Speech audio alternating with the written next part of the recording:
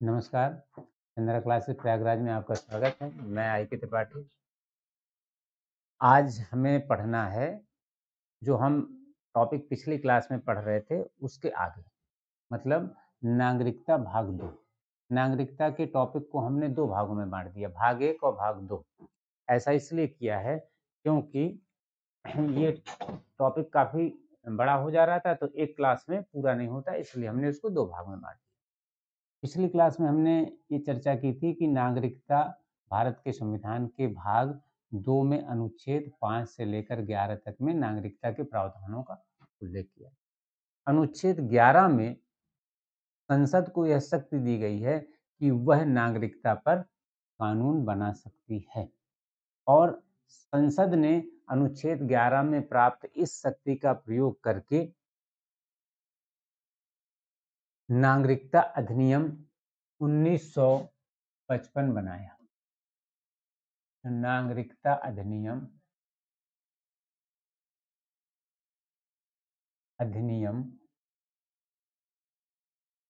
1955 बनाया। किसने बनाया? संसद ने। अनुच्छेद 11 में प्राप्त शक्ति के आधार पे, इस अनुच्छेद में प्राप्त शक्ति के आधार पे नागरिकता अधिनियम 1955 बनाया और इसमें संशोधन किया उसने। कब संशोधन किया?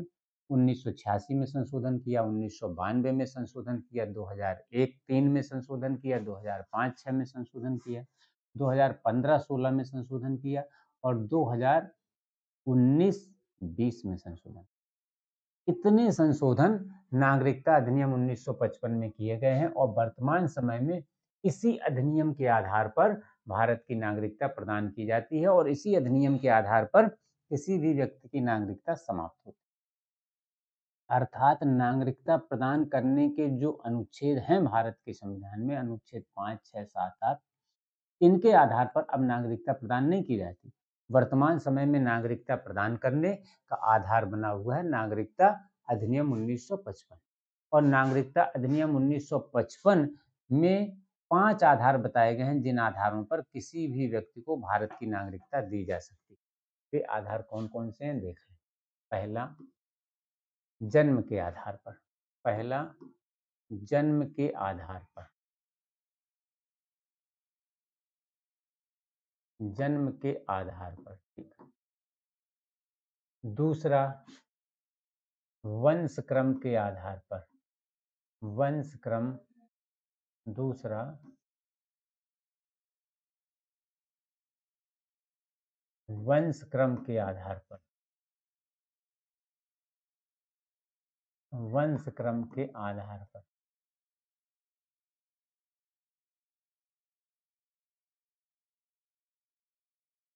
तीसरा, पंजीकरण के आधार पर। पंजीकरण के आधार पर। और चौथा, देशीयकरण के आधार पर।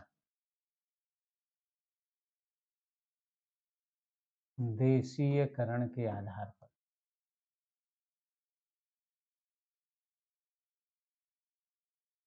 आधार पर। और पांचवा, भूमि अर्जन की स्थिति में।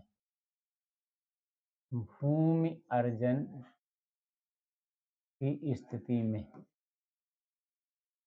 भूमि अर्जन की स्थिति में। भूमि अर्जन की स्थिति में ये जो 5 आधार हैं, इन 5 आधारों पर वर्तमान समय में किसी भी व्यक्ति को भारत की नागरिकता प्रदान की जा सकती है। पहला आधार कौन सा है? जन्म के आधार पर। इसका मतलब क्या होता है? जिसका जन्म भारत में हुआ है उसे भारत की नागरिकता प्रदान किया जाए। जन्म के आधार पर नागरिकता प्रदान करने का अर्थ है कि जिसका जन्म भारत में हुआ है उसे जिसका जन्म भारत में हुआ है उसे भारत की नागरिकता प्रदान की जाए। ये हम क्लियर हो रहा है। इसको क्या करते हैं, थोड़ा इधर लिख देते हैं,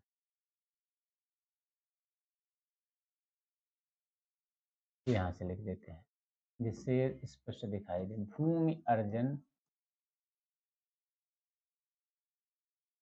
की स्थिति में। भूमि अर्जन की स्थिति में न भारत की नागरिकता प्रदान। ठीक? भूमि अर्जन की स्थिति में भारत की नागरिकता प्रदान। अब ये दिखाई दे रहा है। पहला आधार क्या है? जन्म के आधार पे किसी व्यक्ति को नागरिकता प्रदान करना। इसका मतलब है जिसका जन्म भारत में हुआ है उस व्यक्ति को भारत की नागरिकता प्रदान कर दी जाए। लेकिन क्या केवल जन्म होने से किसी व्यक्ति को भारत की नागरिकता दी जा सकती है? ऐसा नहीं है, उसे कुछ अन्य शर्तें भी पूरी करनी पड़ेंगी। वे शर्तें क्या हैं? पहली बात ये है कि उसके माता या पिता में से कम कोई एक भारत का नागरिक हो। अगर दोनों भारत के नागरिक हैं, तब तो बहुत ही अच्छी बात है। लेकिन अगर दोनों में से कोई एक ही भारत का नागरिक है, तो वैसी स्थिति में दूसरा अवैध प्रवासी नहीं होना चाहिए।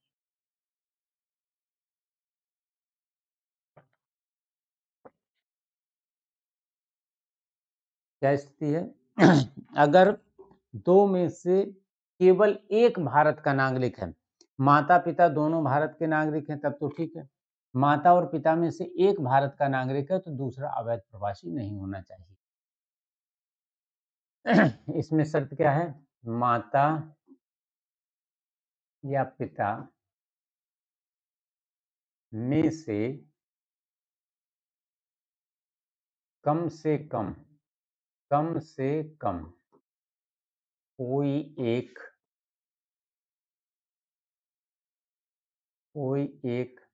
भारत का नागरिक हो। भारत का नागरिक हो। भारत का नागरिक। माता पिता में से कम कोई एक भारत का नागरिक हो। ये शर्त है। माता पिता में से कम कोई एक भारत का नागरिक हो तथा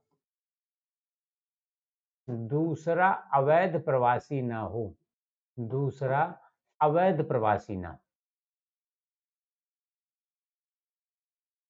अवैध प्रवासी का मतलब है कि जो बिना पासपोर्ट वीजा के भारत में आ गया वो अवैध प्रवासी है, या फिर जिसके वीजा की अवधि खत्म हो चुकी है उसके बाद भी भारत में चोरी छिपे पड़ा हुआ है, वो अवैध प्रवासी है। तो दूसरा अवैध प्रवासी नहीं होना चाहिए। अगर दो में से एक ही कोई भारत का नागरिक है तो फिर दूसरा अवैध प्रवासी नहीं होना चाहिए। अगर दूसरा अवैध प्रवासी है तो उसके बच्चे को भारत की नागरिकता नहीं मिलेगी। अर्थात ऐसे व्यक्ति को भारत की नागरिकता नहीं मिलेगी जिसके माता या पिता में से कम कोई भी एक अवैध प्रवासी है। ठीक।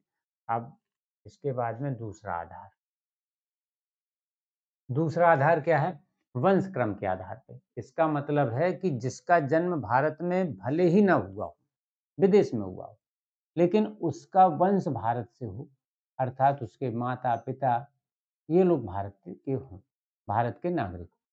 तो इस संदर्भ में प्रावधान ये है कि विदेश में जन्मे उस बच्चे को भी भारत की नागरिकता दी जाएगी जिसके माता या पिता में से कम कोई एक भारत का नागरिक हो। वास्तव में 1992 के पहले तक इस अधिनियम में ये प्रावधान था कि विदेश में जन्मे उसी बच्चे को भारत की नागरिकता दी जाती थी जिसकी जिसके पिता भारत के नागरिक। लेकिन 1992 में जब इस अधिनियम में संशोधन किया गया, नागरिकता अधिनियम में संशोधन किया गया, तो इसके द्वारा क्या व्यवस्था कर दी गई? ये प्रावधान कर दिया गया कि अगर पिता भारत का नागरिक नहीं है, लेकिन माता अकेली भारत की नागरिक है, तो उस बच्चे को भारत की नागरिकता दी जाएगी, भारत की नागरिकता दी जा सकती है। अर्थात किसी बच्चे की नागरिकता के संदर्भ में उसकी माता को पिता के समकक्ष दर्जा 1992 के संशोधन से दे दिया गया। तो अब इस समय स्थिति क्या है इसमें कि विदेश में जन्मे किसी भी बच्चे को भारत की नागरिकता मिलेगी, शर्त यह है कि उसके माता या पिता में से कोई एक भारत का नागरिक। लेकिन आगे 2003 में थोड़ा और संशोधन किया गया कि अगर उसके माता-पिता चाहते हैं कि उस बच्चे को भारत की नागरिकता मिल जाए, तो उस बच्चे के जन्म के 1 वर्ष के भीतर उस देश में स्थित दूतावास या उच्चायोग में उन्होंने उसका पंजीकरण करा लिया और रजिस्ट्रेशन करा लिया। ठीक? अगर रजिस्ट्रेशन नहीं कराया है, तो फिर नागरिकता मिलने में कठिनाई होगी। कारण बताना होता है क्यों रजिस्ट्रेशन नहीं कराया। तो यहाँ पर क्या है स्थिति? विदेश में जन्मे बच्चे विदेश में जन्मे व्यक्ति को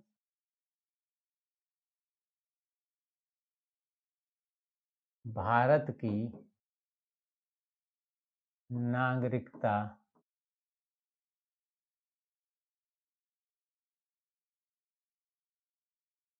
मिल सकती है यदि यदि क्या स्थिति है, दो में से दो शर्तें पूरी करता हूं। नंबर एक, उसके माता या पिता में से कोई एक भारत का नागरिक हो।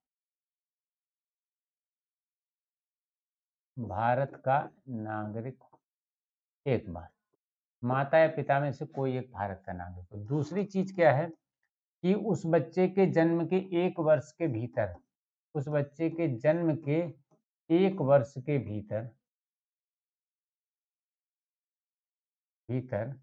पंजीकरण करा लिया गया हो, उसका पंजीकरण करा लिया, पंजीकरण करा लिया गया। 1 वर्ष के भीतर उसका पंजीकरण करा लिया गया। अगर पंजीकरण हो गया तो फिर नागरिकता मिलेगी। ये प्रावधान 2003 में किए गए संशोधनों से कर दिया। तो अब स्थिति क्या है, जन्म के आधार पर किसी बच्चे को भारत की नागरिकता तब मिलेगी जब उसके माता पिता में से कोई एक भारत का नागरिक हो, और विदेश में जन्मे बच्चे को भी भारत की नागरिकता तभी मिलेगी जबकि उसके माता पिता में से कोई एक भारत का नागरिक हो। अर्थात भारत में नागरिकता देने के संदर्भ में वंश क्रम को सबसे ज्यादा महत्वपूर्ण स्थान दे दिया गया, जन्म को ज्यादा महत्वपूर्ण स्थान नहीं दिया गया। जन्म भारत में हुआ हो या विदेश में हुआ हो, ये उतना महत्वपूर्ण नहीं है जितना महत्वपूर्ण ये है कि उसका वंशक्रम भारत का है कि नहीं। अब अगला, नागरिकता अधिनियम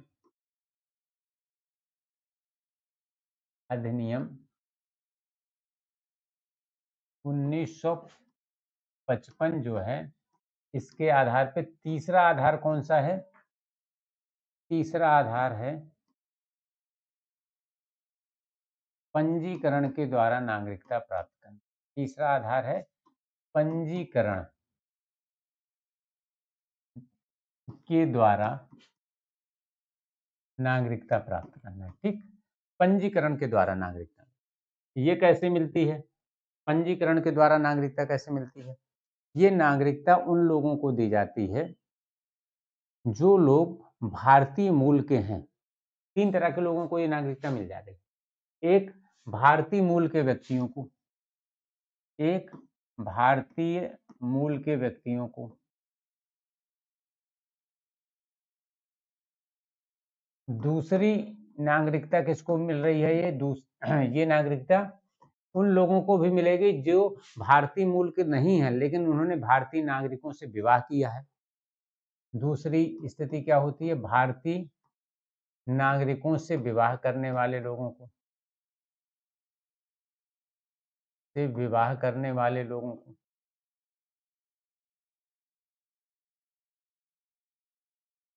वाले लोगों को। और तीसरी स्थिति क्या है, भारतीय नागरिकों के नाबालिग बच्चों को, भारतीय नागरिकों के नाबालिग बच्चों को, नाबालिग बच्चों को,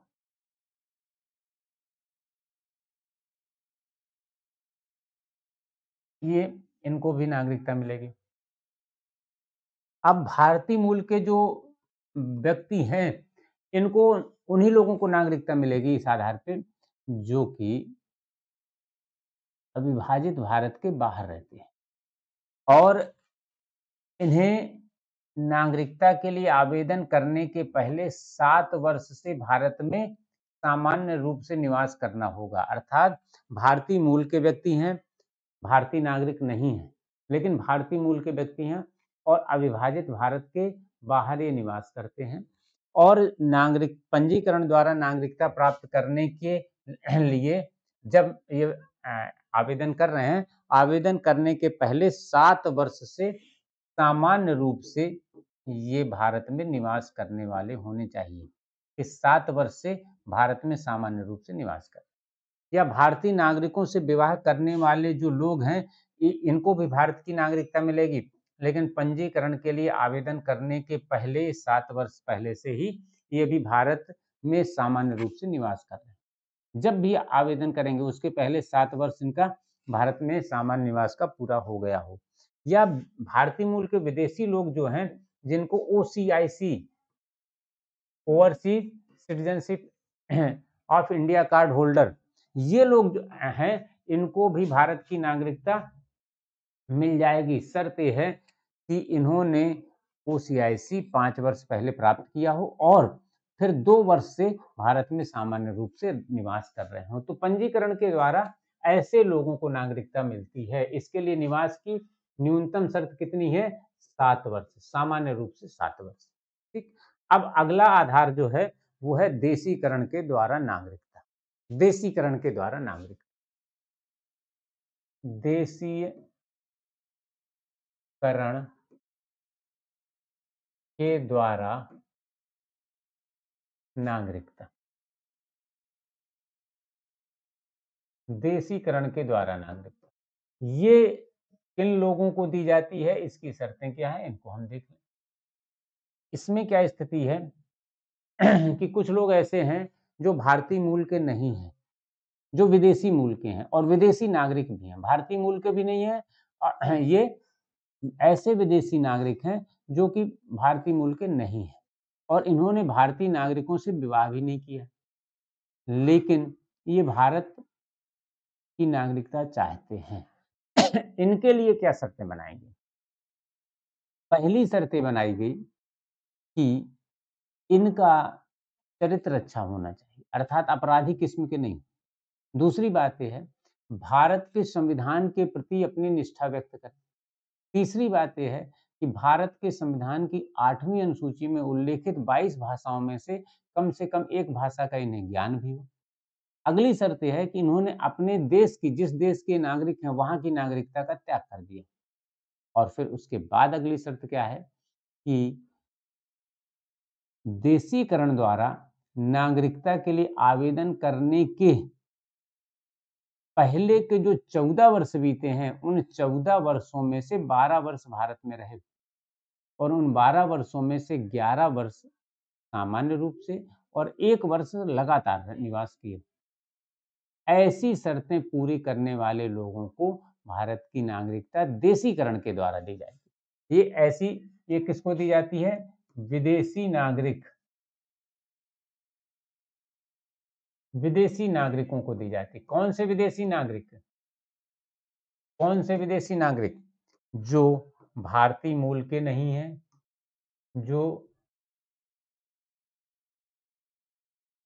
जो पहली बात क्या है, भारतीय मूल के नहीं हैं, भारतीय मूल के नहीं हैं, एक बात। ठीक। और दूसरी बात क्या है कि जिन्होंने भारतीय नागरिकों से विवाह भी नहीं किया है, जिन्होंने भारतीय नागरिकों से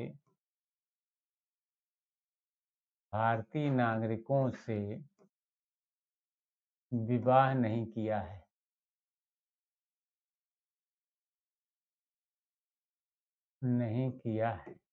जिन्होंने भारतीय नागरिकों से विवाह नहीं किया, ये सारे के सारे लोग जो हैं उन्हें देशीकरण के द्वारा नागरिकता मिल सकती है। नागरिकता मिलने का कोई और तरीका नहीं है। कौन लोग? जो भारतीय मूल के नहीं है, ऐसे विदेशी नागरिक। विदेशी नागरिक तो हैं, लेकिन विदेशी नागरिकों में कुछ लोग ऐसे हैं जो भारतीय मूल के हैं और अविभाजित भारत के बाहर रह रहे हैं, उनको पंजीकरण के द्वारा भी नागरिकता मिल सकती है। लेकिन ऐसे विदेशी नागरिक जो भारतीय मूल के नहीं हैं और जिन्होंने भारतीय नागरिकों से विवाह भी नहीं किया है, उनको जो नागरिकता मिलेगी वो केवल देशीकरण के द्वारा मिलेगी। ठीक। तो अब इनके नागरिकता के शर्तें क्या हैं? पहली शर्त क्या है इनकी? उनका चरित्र अच्छा। पहली बात क्या है? चरित्र अच्छा हो। अगर चरित्र अच्छा नहीं है तो उन्हें भारत की नागरिकता नहीं दी जा सकती, पहली बात। दूसरी बात क्या है? दूसरी स्थिति क्या है? वे भारत के संविधान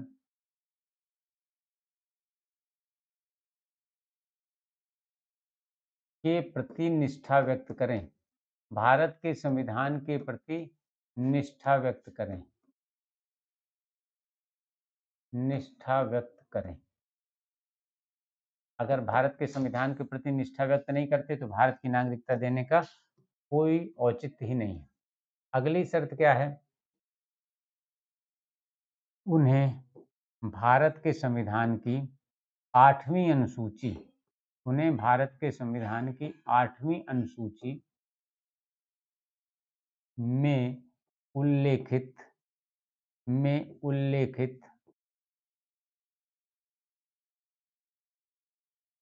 22 भाषाओं में से 22 भाषाओं में से किसी एक का ज्ञान हो। किसी एक का ज्ञान हो। किसी एक का ज्ञान। ठीक। और अगला क्या है? उन्होंने अपने देश की नागरिकता का त्याग कर दिया। उन्होंने अपने देश की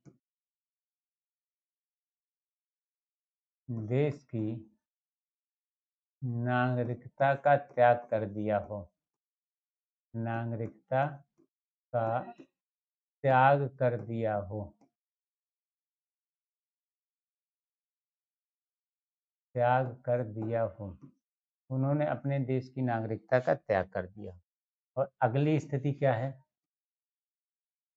अगली स्थिति हमने आपको क्लियर कर दिया है कि इसके लिए जो रजिस्ट्रेशन होगा, देशीकरण द्वारा नागरिकता प्राप्त करने के लिए जो पंजीकरण होगा, उसके लिए आवेदन करने के पहले के 14 वर्षों में से 12 वर्ष से भारत में रह रहे हों। मतलब पिछले 14 वर्षों, जो पिछले 14 वर्ष बीत गए हैं, 14 वर्ष में से 12 वर्ष,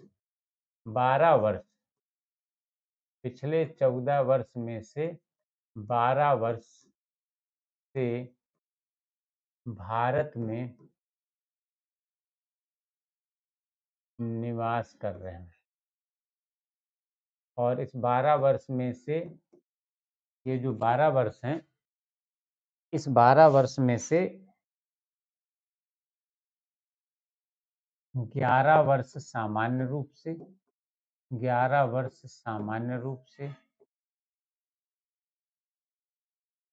से और 1 वर्ष लगातार, 1 वर्ष लगातार, 1 वर्ष से लगातार हो और 11 वर्ष सामान्य। अब क्या स्थिति हुई कि जो 3 देश हैं, पाकिस्तान, अफगानिस्तान और बांग्लादेश, CAA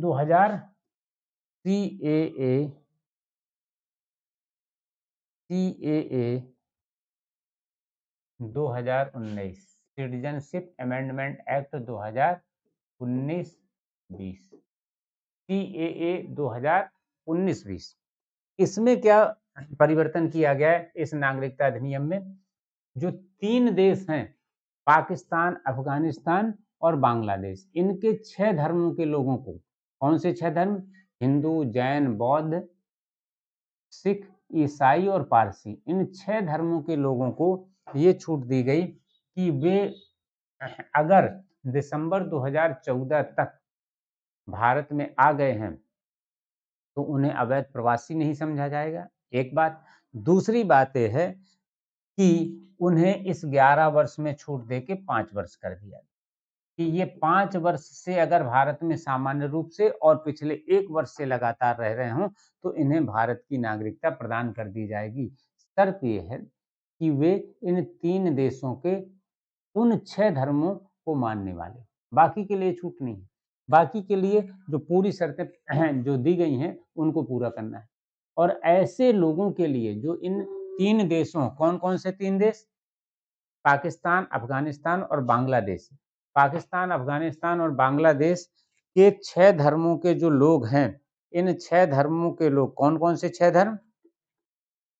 हिंदू, जैन, बौद्ध, सिख, ईसाई और पारसी, ये अगर दिसंबर 2014 तक भारत में आ गए हैं, तो इन्हें अवैध प्रवासी भी नहीं माना जाएगा, क्योंकि अवैध प्रवासियों को नागरिकता नहीं दी जा सकती, लेकिन उन लोगों को अवैध प्रवासी नहीं माना जाएगा और उनके लिए इस 11 वर्ष को इसमें छूट देकर 5 वर्ष कर दिया गया। तो ये प्रावधान सीएए 2019-20 में किया गया। अब एक आधार और है, वो आधार क्या है?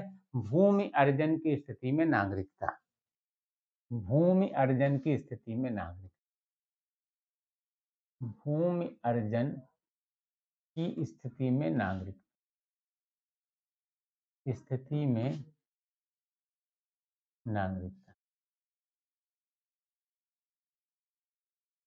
भूमि अर्जन की स्थिति में नागरिकता की बात है, अर्थात यदि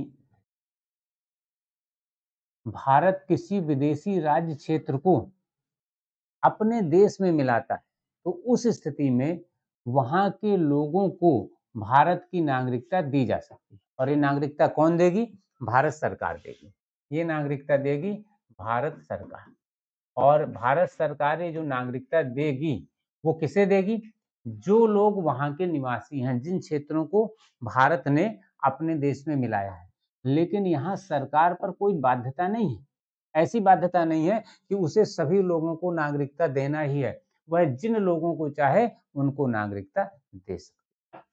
तो इस तरह से ये नागरिकता प्रदान करने के आधार थे। अब इसी अधिनियम में कुछ ऐसे प्रावधान किए गए हैं जो किसी भी भारतीय नागरिक की नागरिकता को समाप्त कर सकते हैं। और वास्तव में भारत के संविधान के अनुच्छेद 10 में क्या प्रावधान किया गया था, हमने पिछली क्लास में इसको बताया है, इसका वीडियो पड़ा हुआ है, आप यूट्यूब पे देख सकते हैं।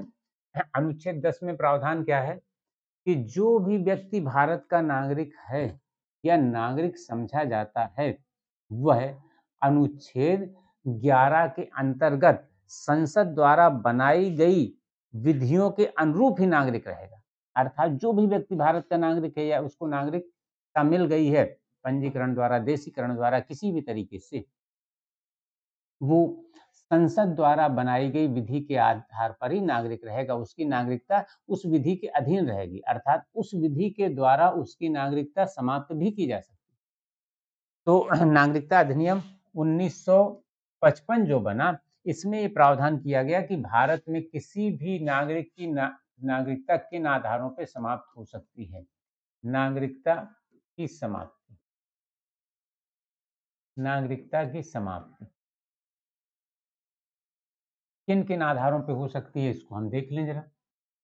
किन आधारों पे नागरिकता समाप्त हो सकती है किसी व्यक्ति? पहला आधार क्या हो सकता है कि अगर किसी व्यक्ति ने नागरिकता त्याग दी हो, नागरिकता त्याग दी हो, त्याग देने पर, ठीक, कोई भी व्यक्ति भारत में नागरिकता का त्याग कर सकता है। वो कह सकता है कि अब हमें नागरिक नहीं रहना है भारत का। तो ऐसी स्थिति में उसने जब नागरिकता त्याग दी, तो उसकी नागरिकता समाप्त हो जाएगी। इसी के साथ क्या होता है कि उसके नाबालिग बच्चों की भी नागरिकता समाप्त हो जाती है। जो नाबालिग बच्चे उसके हैं, उनकी नागरिकता तुरंत समाप्त हो जाती है। लेकिन अगर उन नाबालिग बच्चों ने बालिग होने के 1 वर्ष के भीतर, 1 वर्ष के भीतर भारतीय नागरिकता के लिए आवेदन कर दिया, तो उन्हें बिना किसी शर्त के तुरंत भारत की नागरिकता दे दी जाएगी। इसका मतलब समझ रहे हैं? जिन लोगों ने भारतीय नागरिकता त्याग दी, उनकी नागरिकता तो खत्म हुई, उनके नाबालिग बच्चों की भी नागरिकता खत्म हो गई।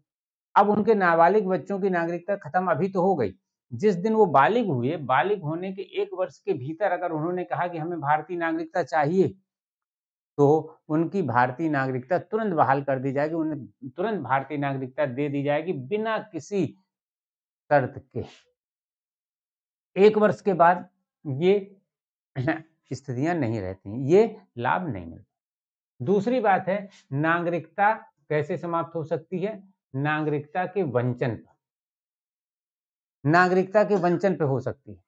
अगर किसी व्यक्ति की नागरिकता भारत सरकार समाप्त कर दे रही है, उसने राष्ट्रद्रोह या अन्य किसी कारण से उसकी नागरिकता समाप्त कर दी रही है, तो फिर वो भारत का नागरिक नहीं रहेगा।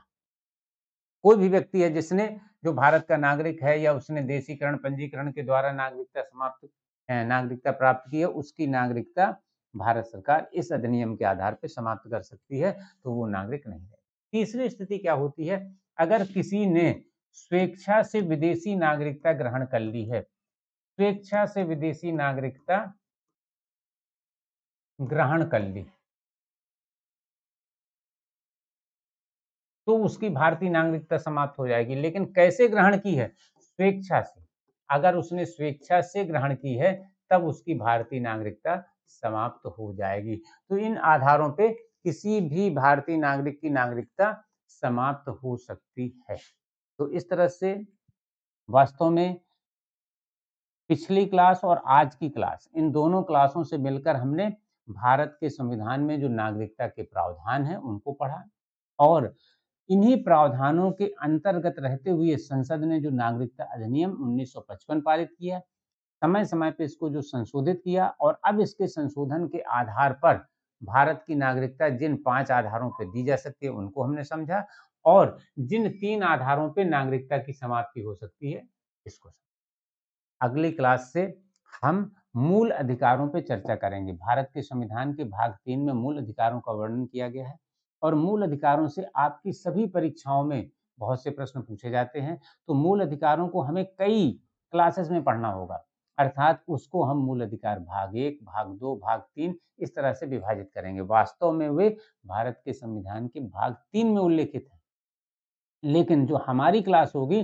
वो क्लास को पार्ट 1 पार्ट 2 के रूप में हम विभाजित करेंगे, जिससे हम उसको थोड़ा विस्तार से, जितनी ज़रूरत है उसकी आपकी परीक्षाओं के लिए उतने विस्तार से पढ़ सकें। तो ये क्लास हमारी आपको आपकी जो परीक्षाएं हैं, आरओ, एआरओ, खंड शिक्षा अधिकारी, बीओ, टीजीटी, पीजीटी और जितनी भी परीक्षाएं हैं जिनमें भारत का संविधान आपके पाठ्यक्रम में है, उन सारी परीक्षाओं के लिए समान रूप से उपयोगी होगा। और चंद्रा क्लासेस प्रयागराज में RO, ARO, BO, TGT, PGT और अन्य सभी परीक्षाओं के लिए ऑफलाइन और ऑनलाइन दोनों तरह के बैच संचालित किए जा रहे हैं। आप इसके लिए विस्तृत जानकारी हमारे हेल्पलाइन नंबर पे कॉल करके प्राप्त कर सकते हैं, या आनंद भवन के सामने हमारे ऑफिस पर आके इसकी जानकारी प्राप्त कर सकते हैं, और इस बैच को ज्वाइन करके आप अपनी सफलता को सुनिश्चित कर सकते हैं। तो अगली क्लास में हम मूल अधिकारों की शुरुआत करेंगे भाग 1 से।